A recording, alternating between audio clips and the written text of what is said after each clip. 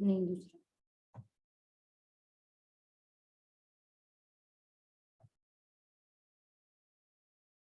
दूसरा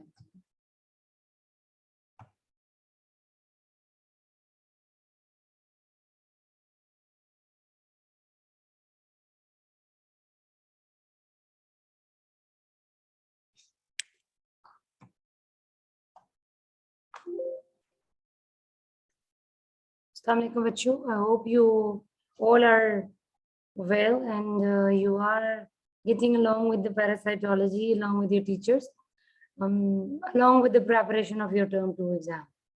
So as you all people do helminthology with Dr. Rubina last day, I hope you have some idea about all of these organisms like Scaris, Trichinella, Strongyloides, and today we will do Ankylostoma duodenale and Necator Americans and all the tissue nematodes.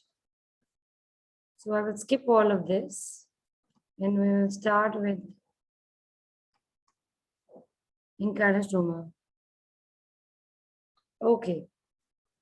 Ankylostoma are basically our hookworms, and the second most common human helminthic infections after Ascariasis. Ascariasis is very important, and it's an important question for as far as your university exam is concerned, as far as your table viva is concerned, and as well as your OSPI.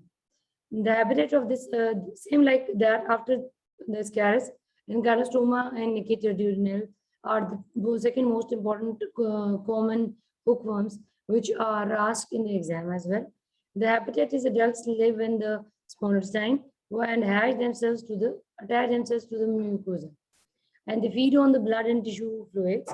Adult buccal cavity has cutting plates and teeth. There are two main species, Ankylostoma duodenale and Necator americans.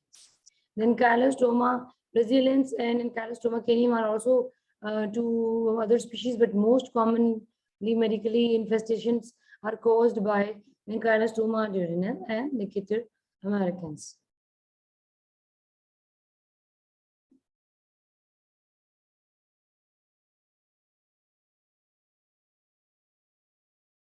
Necator americans. The geographical distribution is that it's a cosmopolitan distribution that is that I told you last time that it's a worldwide distribution, mostly in the areas with the moist, warm and climate is there, and like tropics and subtropics. Both Necator and Ankylostoma are found in Africa, America, Asia, and America. The Necator american predominates in the America and Australia, while the Ankylostoma duodenale is found in the middle of the East and North Africa and Southern Europe.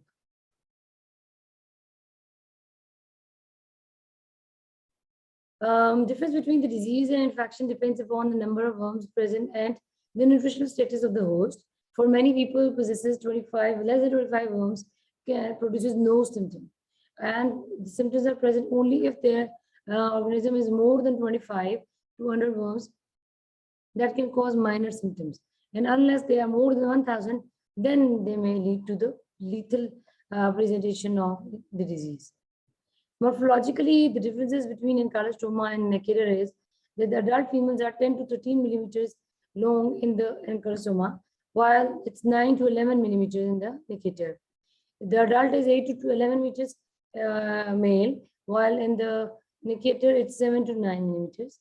The buccal capsule is elongated in the Ankylostoma, while it's spherical in the Necator, and Ankylostoma have teeth, while for attachment or for sucking the mucosa fluid or blood, while the Necator americans have cutting plates in spite of having teeth.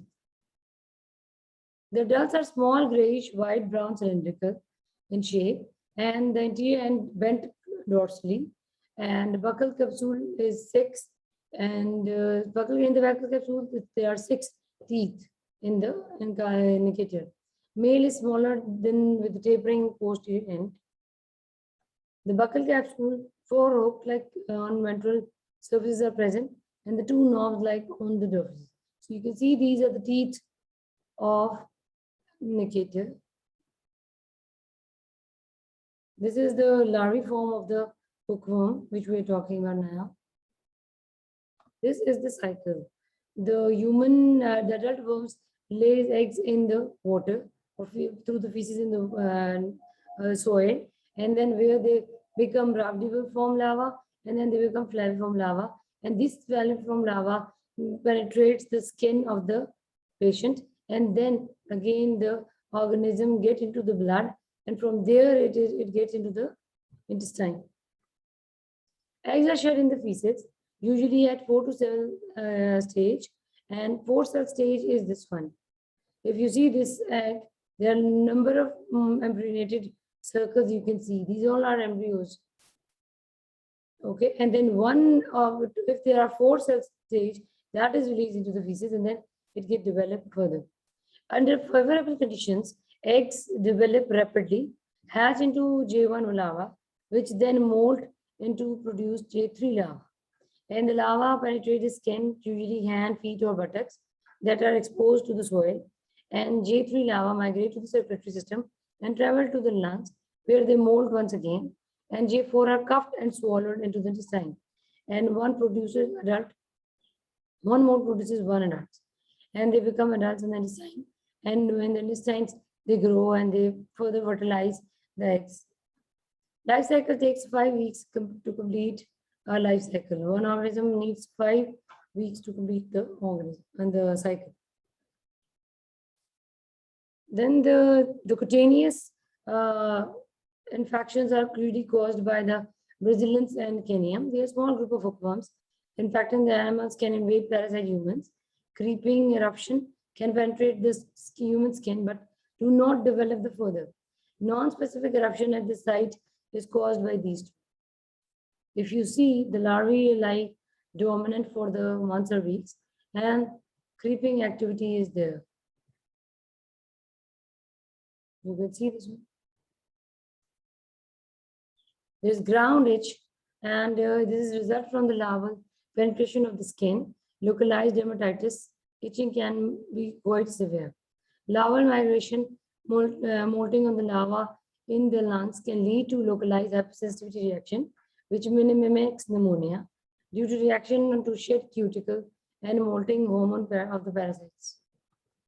Mechanism of damage is that adults attach to the mucosa of the buccal cavity and teeth, the buccal cavity of the necator, and begin to feed on blood. Blood loss can be significant, as a single worm can consume 0.30 to 0.260 ml per day and can lose as much as 200 ml per day. So rapid anemia can be there if the number of organisms is more, that is more than 1,000, then severe anemia can happen. Symptoms include abdominal pain, general lassitude, and loss of appetite. How will we diagnose the case? There is direct evidence like charcoal leaden crystals in the stool, or there is occult blood positive in the stool. Then there is microcytic hypochromic anemia, or there is eosinophilia early in the disease, and the reticulocytes early in the disease, my present. Then the direct evidence is that the microscopic identification of the eggs in the stool is most common method for diagnosing the hookworm infection. If you see this egg, it has the same 4-egg cysted embryonated egg. The demonstration of the egg in the duodenal aspirate, then demonstration of the adult worm in the stool or duodenal aspirate can lead to direct infection. I hope it's clear. In this question, the most important question is the difference between the encarostoma and necator. How you will differentiate between two of them. So this is the most important feature. So, and it is frequently asked question in university exam as well. So I hope it is clear for you. Now we will start with the second lecture.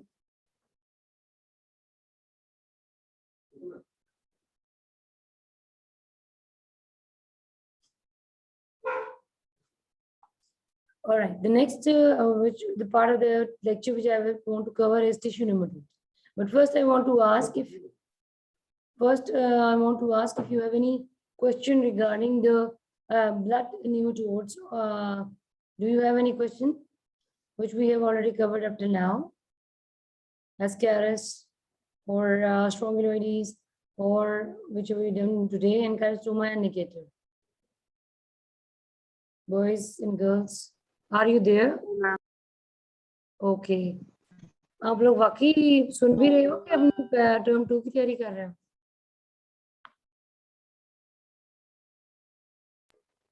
Ma'am. Okay, good. And at the end of the lecture, I will ask questions according to the roll numbers which are present. So there are 99 people watching me and listening to me, hopefully. All right, tissue nematodes. Nematodes, as I told you before, medically important, can be divided as intestinal nematodes or tissue nematodes. The intestinal nematodes which we discussed was Introbius, Trichuris, Trichurera, Trichinella spiralis, Ascaris, Decatur, and Strongyloides. The tissue nematode which we are going to discuss are Vishcuria bancrofti, Oncorera valvulus, Loa, and Ranunculus medinensis. This is the major distribution. These are the tables which I am expecting from you. From every chapter of the parasitology, if you make one picture like this, in which all the basic information is there, you don't need to go through details every time. When you want to revise, just go through the charts and you will be ready for your exam. The major filarial infections of the humans are caused by these tissue nematodes, and these are Vishcuria bancrofti, and then Bruguiera malae, Oncorus valvulus, and Loa. These are the 4 important ones. We will not discuss this one, Bruguiera, because in our area, it's Vishcuria which is more common. And this causes elephantiasis. And you have seen often it's the patient of this disease are often shown in many news when they are talking about some certain disease or a person who is having an unknown kind of disease, and it might be a miracle or a punishment from the nature. So like that stories are there. So it's not about anything like that. This is basically the elephantiasis which is called by the Vishcuria bancrofti.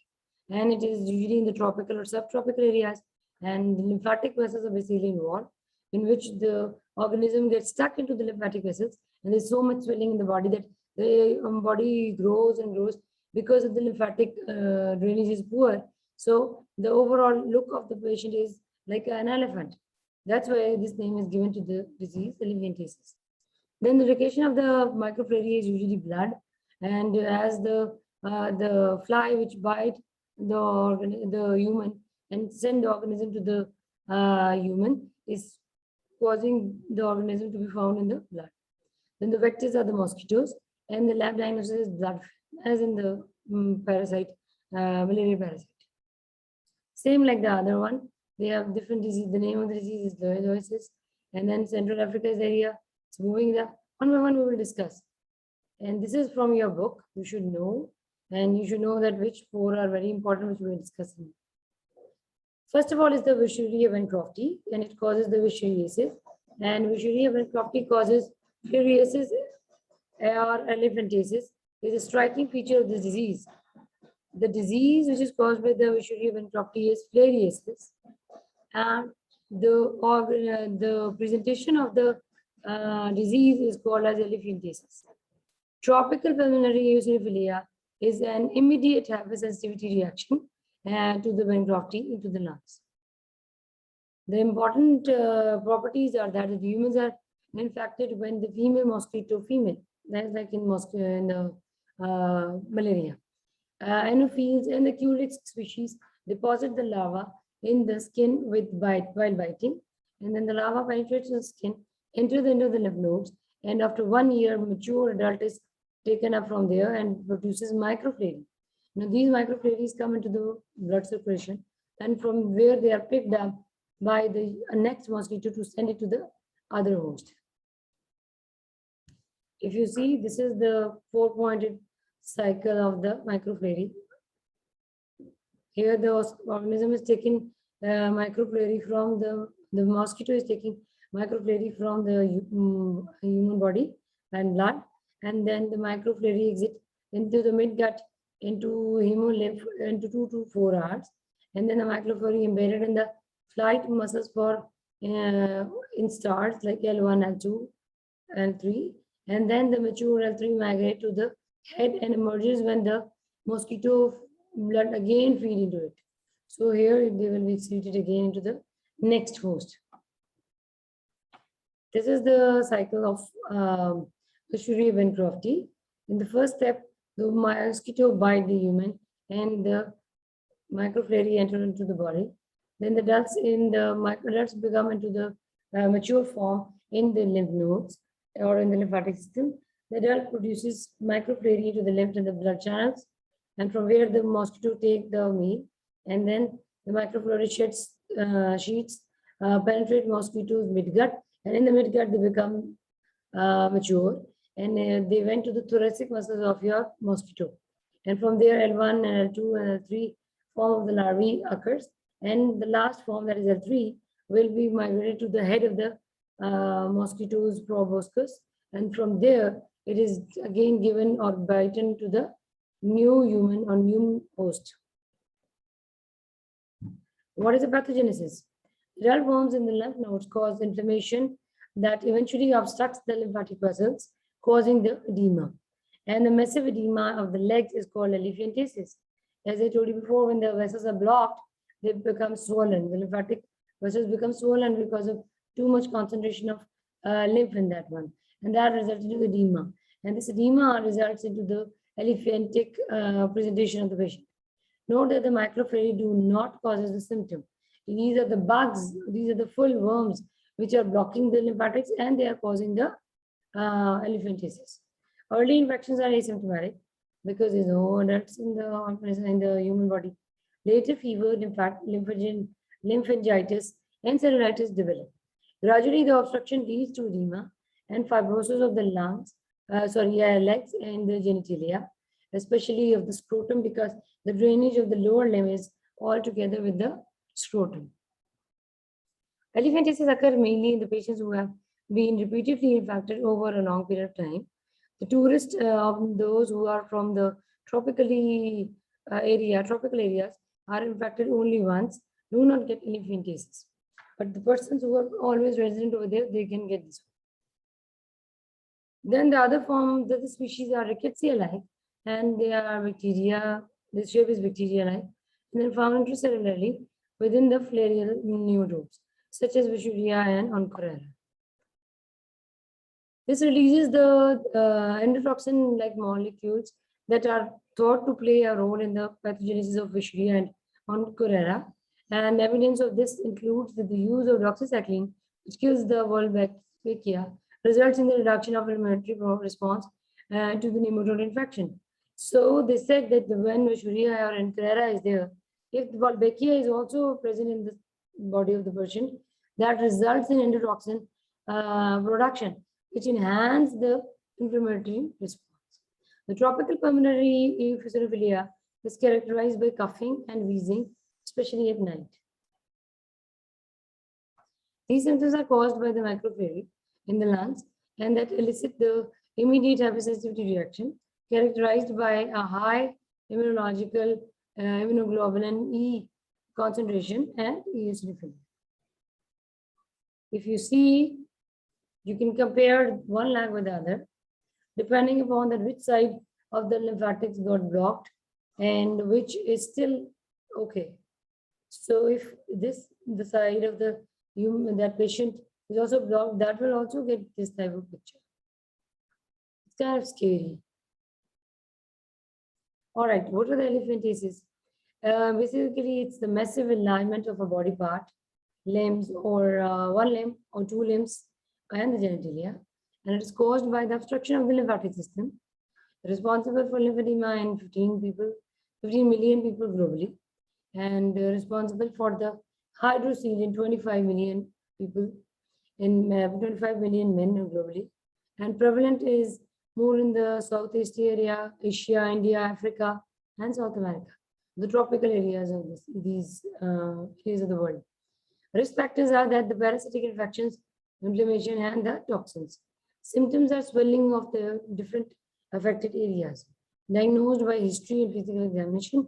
And if you go for the lab test, you will get the perfect diagnosis. treated by antibiotics or surgery if needed in severe cases. And the complications is that you have disability, unable to move, unable to walk, unable to sit, and there are skin infections and necrosis because of too much swelling of the body. Preventive chemotherapies can be indicated according to the infection. Then this is the same. This is a short picture how you will diagnose the case of lymphatic filariasis. I will share this picture with you in your WhatsApp. Then the diagnosis. Until recently, very difficult to diagnose. Nocturnal periodicity is very important. The worm can only be detected in the blood of those who are infected around the hour of midnight. So this is important whenever you want to diagnose. Okay, take the midnight sample. New specific CAR tests are available. They detect the parasites using only finger prick blood test and one time of day. So it will detect the antigens in the presence of the body of the worm in your body. Ultrasound can identify the rapid moving adult worms. You can see these, we can present in the blood, eyes as well, when they're moving in your. Thick blood smears taken from that patient at night reveal the microflora, same like in the thick influence of the malaria parasite. Serology tests are not very useful.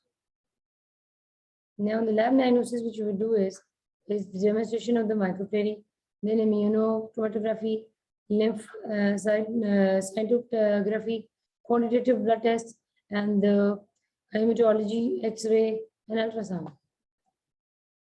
These are the kits which can be used. And the treatment is diethyl carbamazine, which is effective only against the microflora. No drug therapy for the adult worms. That's why they said that if there's fair blockage of the lymphatics, then you have to take out the bugs or the adult worms from those drainage by surgery in severe cases. Prevention involves mosquito control, and for that you can use mosquito insecticides as well as you can use net so that you can save yourself from the mosquito netting. And then use protective clothes, use fully covered clothes, especially in the areas where open and mosquitoes are there. So only your hands and feet can be there. Otherwise, you should know how to use repellents. All right. This was Vishuriya. Then we will move to the next. Again.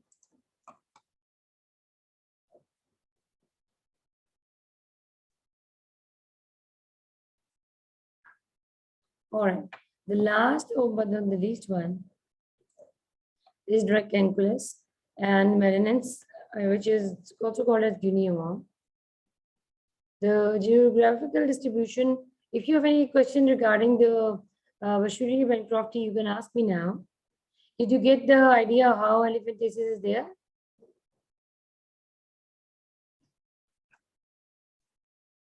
Bacho, where are you? Harim Ilyas, are you there? Harim? Yes, ma'am. Are you listening? Do you have any question regarding Vashuri Bancrofty? No, ma'am. And if you have any kind of inquiry that how elephantiasis is occurring? No? No, ma'am. Okay. Zishan Hassan, are you there? Zishan? Yes, ma'am. Okay. Yes, ma'am. आपको समझ आई है? कोई बात पूछना चाहते हैं आप elephantiasis या वशूरी बैनक्रॉफ्टी के बारे में? No, ma'am. Okay. Then we will move to the next one. That is the last one for today. And that will end our parasitology is Dracunculus. The geographical distribution is a range of guinea worm is on the countries with the cases of 1986 from the 1986 till 2005. These are the countries where the endemic are there for this organism, and dramatically reduced because of the good hygiene and the incidence because of the awareness, and restricted to the rural areas only of the Africa. Usually it is covering the African tropical areas.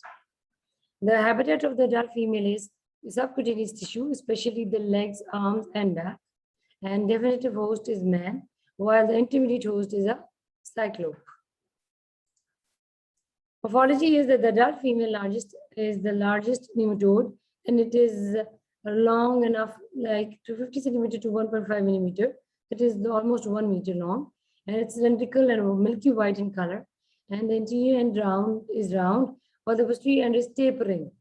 And they are viviparous, and the adult male are rarely seen. It's 1.2 to 2.9 centimeter long. If you can see this one, this is one worm. All right, it's almost 1 meter long. The embryo is coiled and round and along with a cylindrical tail. This is the embryo. Small, tapering end and round interior. However, it is having its life cycle to be grow on. The infection is caused by the ingestion of water contaminated with the cyclope that is infected with the larva of Dracunculus. The rediform larva penetrate the human digestive wall, tract wall, and lodge into the loose connective tissue and mature into the adult form in 10 to 12 weeks. In about a year, the gravid female migrate to the subcutaneous tissue of the organs that normally come in contact with the water and discharge into the larva into the water. The larvae are picked up by the cyclopes and in which they develop into the infective form in 2 to 3 weeks. If you can see, this is a very good presentation of the life cycle of the Dracunculus. You take the worm from the water containing the copepoids having larvae infested by the Dracunculus, and you drink this water. From the gut, it's get penetrated into the subcutaneous tissue. And the larvae are released when the copepoids die in your intestine, and larvae penetrate into the host stomach and get into the wall. And they mature and reproduce over there. The fertilized female worm migrate to the surface of the skin, causes a blister, and discharge larvae into the water, fresh water. Then the female worm begins to emerge from the skin 1 year after infection. And like this, it is getting out of it. Then L1 larvae are released into the water where they're taken up by the copepoids, and these copepoids get the larvae inside them where they become L3 larvae. L3 larvae are again taken up by the humans after drinking the contaminated water of containing copepoids. These are the clinical features that are localized but incapacitating. The superficial tissue is it liberates a toxic substance. It produces a local inflammatory reaction, and the blister form of a sterile blister with the serous exudate is there. You can see this is a very prominent blister caused by this blister.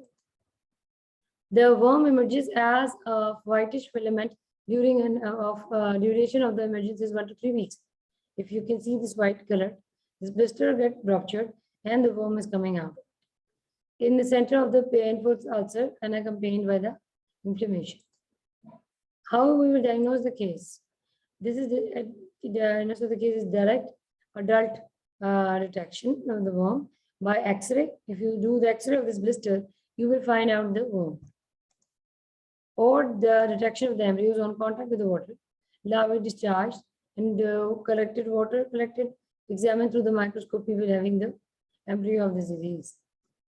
Now here it's important that how you there's a thread test in which you just tie your string test in which you tie the worm end upper end which is coming out of the ulcer with the matchstick. Now what we'll do is the worm will get wrapped over this matchstick and you can easily pull it out after a long part of it is there outside. Then you will take it out, you can live detect or live diagnose the case of Dracunculus. Immunological tests are there. You can do ELISA or FAT test. And then antidermal test is also there. There's a read in 24 hours.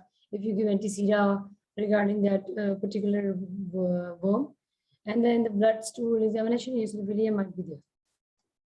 You can see this one. This is all Dracunculus. That's all for today, but I really want to ask certain questions. So what did you get from today's lecture? That there are how many types of tissue nematodes are common in medically investigations of humans? Khadija Jamshed, can you tell me? Khadija, Yes, are you ma'am. there? Can you tell me what are the names of important parasites which we have discussed today?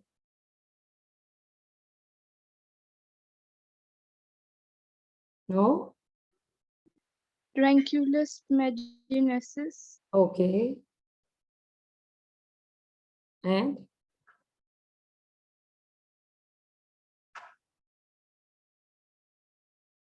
And? That's it? You remember only one because that is on the slide? Noman, can you answer this?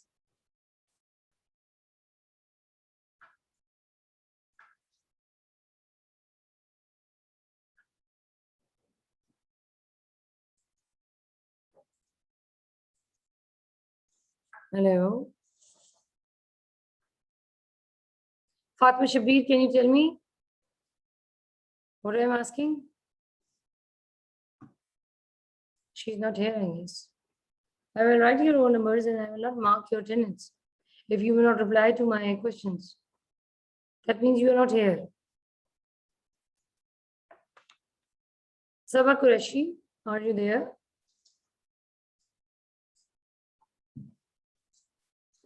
Roll number 80. Ma'am Fatima का net का issue है, इसने भी rejoin किया है. Okay. And what about Sabah Qureshi?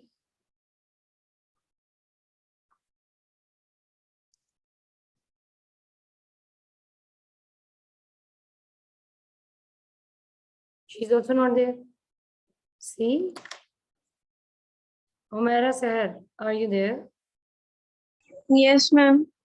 Can you tell me what organisms we have done today? Any one of them?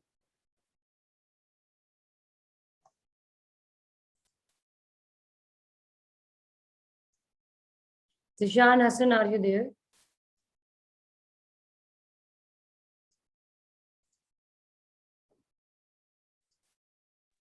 Yeah, ma'am. हमने क्या पढ़ा है आज बेटा?